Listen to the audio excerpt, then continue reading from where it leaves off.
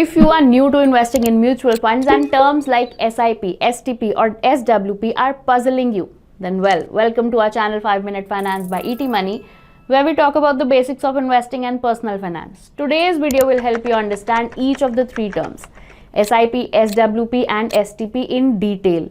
We'll tell you what they are, how they work and the difference between the three. This will help you decide which investment method you should use in 2025. So let's start with the most popular one, Systematic Investment Plan or SIP.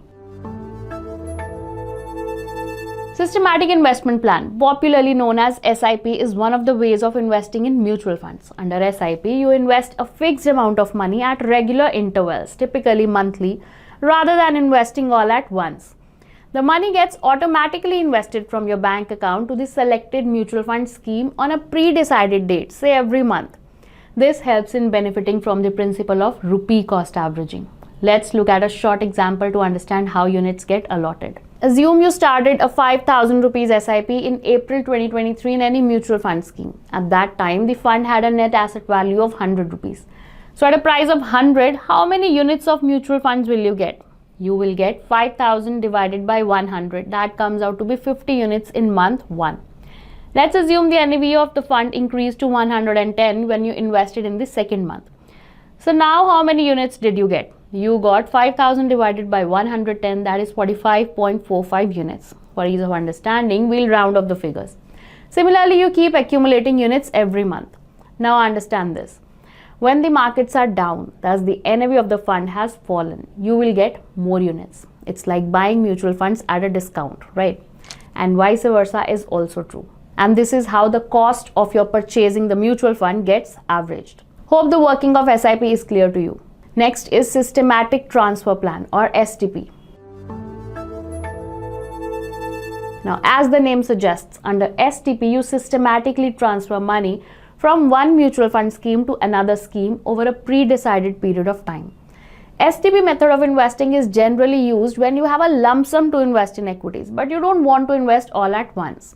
So typically, you'll park the lump sum in a debt scheme with minimal risk like liquid funds or ultra short-term funds, which are supposed to be the least volatile in terms of the price or NAV changes, and systematically transfer the money on a fixed interval, typically monthly, weekly or daily basis, to the equity scheme of the same fund house.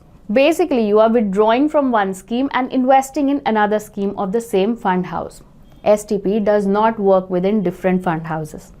So you are using STP to earn returns from equities and minimize the risk of investing lump sum. Unlike SIP, where money is invested from a bank account, in case of STP, money lies with a debt fund and is transferred to an equity scheme at the already decided time intervals.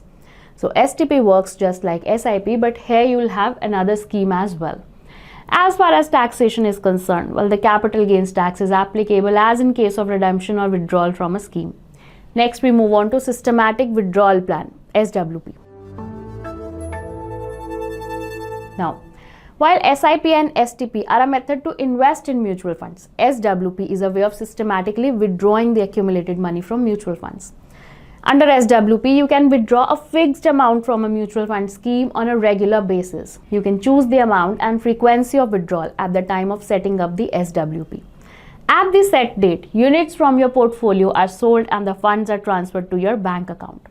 So suppose you have accumulated 5,000 units in a mutual fund scheme worth 10 lakh rupees over the years. Now the current NAV, that is in simple terms, is the price of one mutual fund unit is 200 rupees. If you want to withdraw 5,000 rupees per month from the scheme, the fund house will sell units worth 5,000 and will transfer the money to your bank account. So 25 units will be sold and the money will be transferred to the investor's bank account. The process will be repeated every month till the accumulated amount gets over. No doubt, SWP is a popular way of earning regular income from mutual funds. To understand the concept in detail, you can watch our detailed video on how to get regular income from mutual funds. So to summarize, SIP is a way of investing regularly in a disciplined way. STP is a way of lowering the risk of timing the market by not investing lump sum in an equity scheme. It is in fact regularly transferring money from a debt scheme to an equity scheme. And SWP is a way of withdrawing regularly from the accumulated amount in a mutual fund scheme. So which of these should you use will depend on your purpose. If you want to regularly invest in a mutual fund scheme, SIP is for you. If you have a lump sum amount, you can park it in a low risk debt scheme and invest it gradually, spreading over the desired period of time through STP in an equity scheme. Lastly, if you want to get regular income from mutual funds, you can use SWP. So which of the three wins depends on your requirement. You may use more than one technique as per your needs as well. And it's a wrap. Don't forget to share the video with your friends and family, and do subscribe to our channel. Mutual fund investments are subject to market risks. Read all scheme-related documents carefully.